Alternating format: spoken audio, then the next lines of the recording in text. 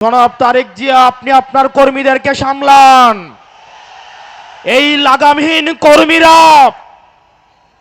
লাগামহীন কর্মীদের কারণে আপনার অধঃপতন আসন্ন। আপনারা যদি শহীদের মাকে সম্মান দিতে না জানেন, এই জুলাই পরবর্তী বাংলাদেশের জনগণ আপনাদেরকে সম্মান দিবে না। আজকে যখন আমরা এই জায়গায় এসে দাঁড়িয়েছি, সহস্রাধিক শহীদের রক্তে ভেজা গালিচা মারিয়ে তিনি লন্ডন টু ঢাকার ব্যাক ফ্লাইট ধরলেন।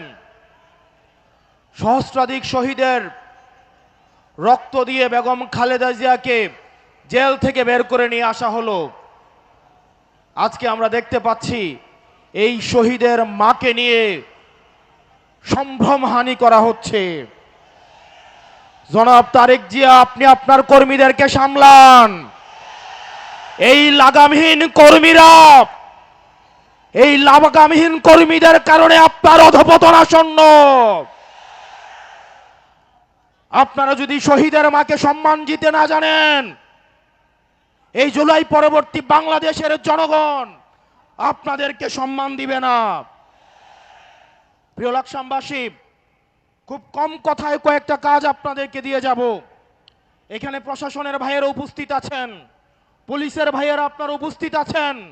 আপনাদের দায়বদ্ধতা জনগণের কাছে, আপনাদের দায়বদ্ধতা গুলশানের কাছে নয়, আপনাদের দায়বদ্ধতা ধানমন্ডির কাছে নয়।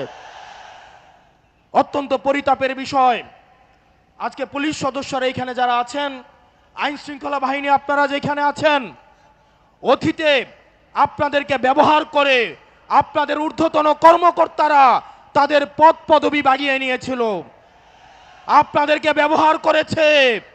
আল্লাহর দোহাই লাগে, উপরে আল্লাহ নিচে জমিন, নিজেকে আর ব্যবহৃত দিয়েন না। আপনারা ন্যায়ের পক্ষে থাকেন, ইনসাফের পক্ষে থাকেন।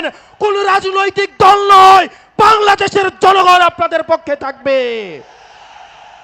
12 তারিখ নির্বাচনে প্রশাসনের ভাইয়েরা আপনাদের কাছে উদাত্ত আহ্বান জানাবো, আপনাদের কোন দলের গোলামি করার দরকার নাই। প্রশাসনের ভাইয়েরা, আপনারা জামাতে ইসলামেরও নন, আপনারা বিএনপিরও নন, আপনারা এনসিপিরও নন। আপনাদের জবাবদিহিতা বাংলাদেশের জনগণের কাছে। আজকে যদি আপনারা ভোট চুরি করে, লাইলাতুল ইলেকশন করে, রাতের ভোট দিনের ভোট রাতে করে, জনগণের ভোট চুরি করে আপনারা নির্দিষ্ট কোনো দলকে ক্ষমতায় নিয়ে যান, আপনাদের সন্তানদের কাছে আপনারা দায়বদ্ধ থাকবেন।